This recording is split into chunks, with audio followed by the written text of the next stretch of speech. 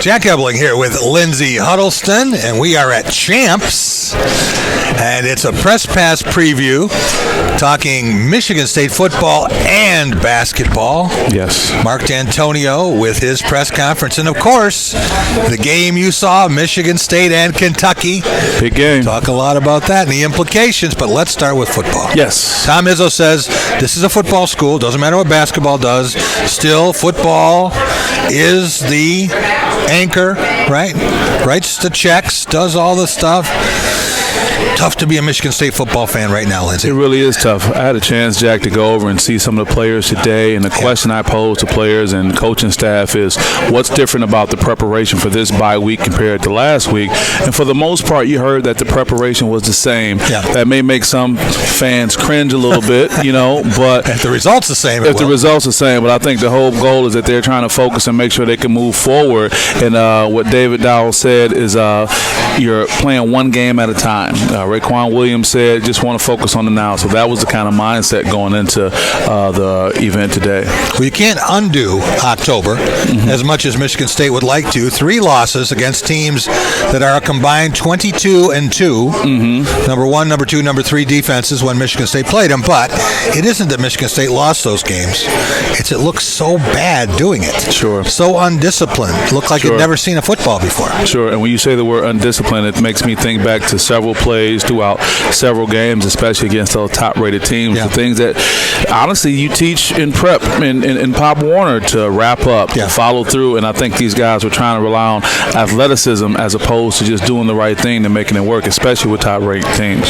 So psychologically now, how does Michigan State bounce back from this, knowing that the major goals are gone, still could get an upset win over Michigan, could still win a bowl game?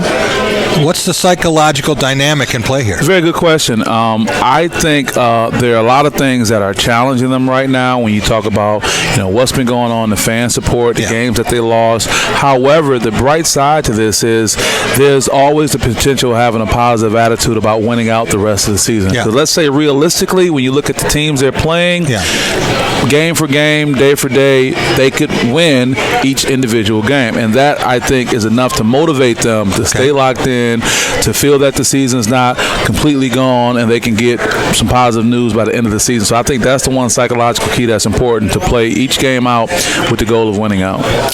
Do you believe in the circle the wagons psychology? Now everyone is picking at him, sniping at him. Joe Bocci Jr. is ineligible now after the positive test for performance-enhancing drugs. It seems like everything that could be going wrong is going wrong. Injuries, you name it. Can that strengthen the team, or does that split it apart? Under any other circumstance, I would be totally in agreement of the circle of wagons concept for now. But I think that's something that was needed to be utilized maybe 2 weeks ago. And I think that window was gone. And then Joe Bocci being out, unfortunately, from what I sense from the players, I don't think that's going to be different. I'm not going as far as say that they're fractured and fragmented, but I think there's probably a little bit of people saying, let's go ahead and just get this season done with the goal of getting out there and playing their best and hopefully they can get the results. But I don't think circle of wagons is best for now. It would have been best for 14 days ago. Circular firing squad. I've seen those too, where they start sniping at each other. Sure. That happens. It does. Michigan State is a 15-point favorite in this game. I can't believe it. It began at 11. It's actually gone up. A lot of money from the Sharps in Las Vegas came in on Michigan State. I'm looking at Illinois, winner of the last 3. Right. Michigan State, loser of the last 3. Right. Not just a loser, but decimated in the process. You look at Michigan State playing Wisconsin, losing 38-0. Illinois playing Wisconsin, winning by a point. Right. It's hard to imagine which team should be favored. And favored by 15 points, people say, well, Michigan State's at home. That didn't help that much against Arizona State. It didn't help that much against Penn State. No, it didn't. And then you look at a team like Illinois, what do they have to lose? No one had any expectations for them coming into this season, and how here they are kind of being the giant slayer, if you will. And then also something to be said about their great coach on the sideline, Lovie Smith. He's had experience at the pro level, experience with what he's doing now, and I think he's the type of person who can really galvanize a team to motivate them going into this opportunity against Michigan State. Anyone ever tell you that you look like Lovie Smith Smith. You need that long white little bit beard. Of some grays to come out. Right? Fill out. Yeah, a little bit. You got that little Lovey thing going there. Yeah. Lovey seems to be a great guy. And I think when you talk about the Herm Edwards of the world, the Lovey Smith, these guys who've been on a pro level and can come down and relate and kind of motivate programs that you wouldn't expect as much out of, you get this kind of outcome when you get an Illinois beating a Wisconsin. Everyone has issues. Everyone has problems. Every team has things, and a lot of fans see the warts in their own program. They don't look at the other team, and people in Champaign were ready to drive Lovey Smith to the airport. They said, what do we have to do to get rid of this guy? We can buy him out, $4 million. We can't raise it. And now he's won 3 in a row. Yeah. But people said, hey, he's not the answer. It came from the Bears. This is totally different. What Illinois did was use the transfer portal to its advantage. That's what Michigan State has to do. Illinois said, where can we get players we don't have now? We're going to take guys who aren't happy at USC. Took 3 of them. Michigan State can do the same thing. Losing 6 players and more will be coming to the transfer portal. That should not be looked at as a bad thing for the Spartans. Maybe short term it is in terms of disruption. But there are guys who never would have played, or in the case of Connor Hayward, it played his last best football. Now they can get those scholarships back. They can go and they can either have a bigger incoming class, or they can go on the portal. Right. And they can say, what do we need? We need offensive linemen.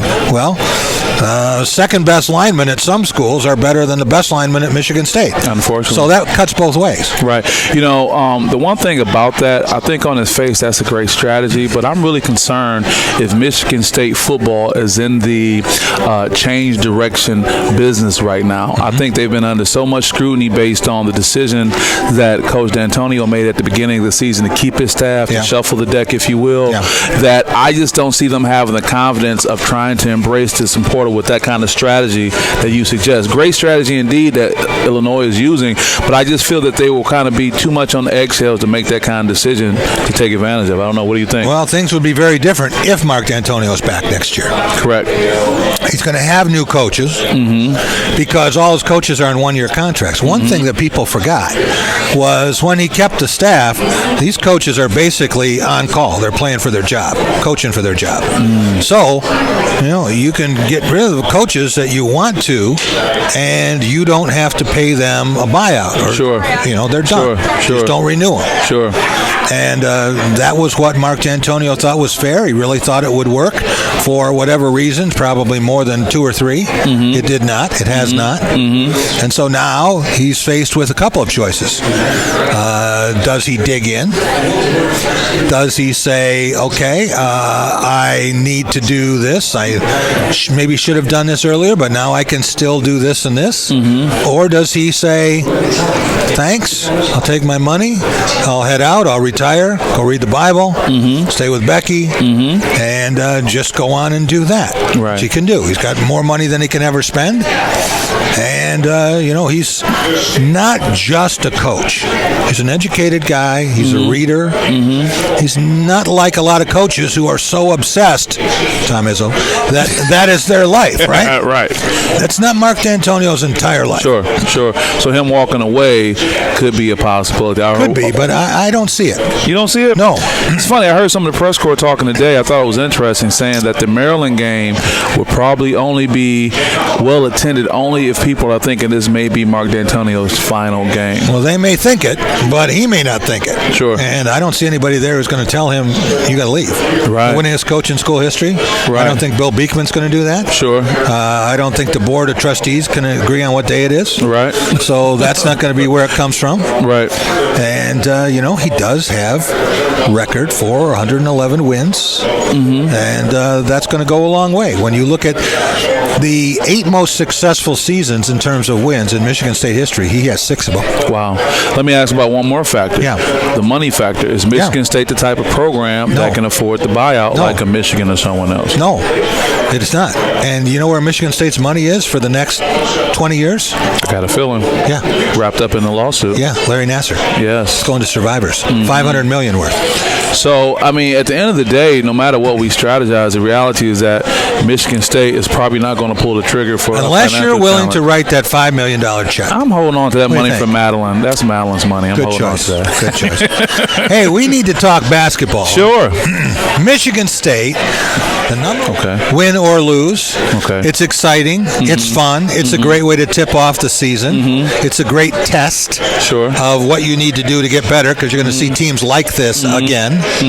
But last year, you saw Duke blow out Kentucky, one of the biggest losses Kentucky has ever suffered. Right.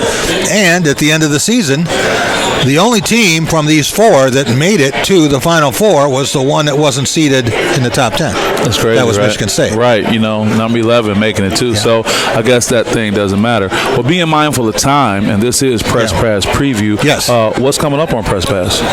Press Pass Sunday night, you will be at Breslin Center for the Binghamton Michigan State game while we are taping. Tom Crawford will be in studio with me. The plan is for Rico Beard to be there.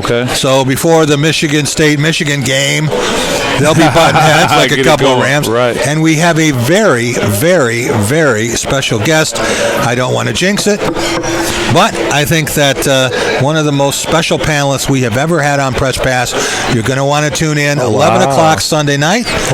And we will break down what happened with Michigan State and Binghamton. The game will be ending just about the time that we finish taping. And then we're going to have another Press Pass preview on Thursday. Before you join us.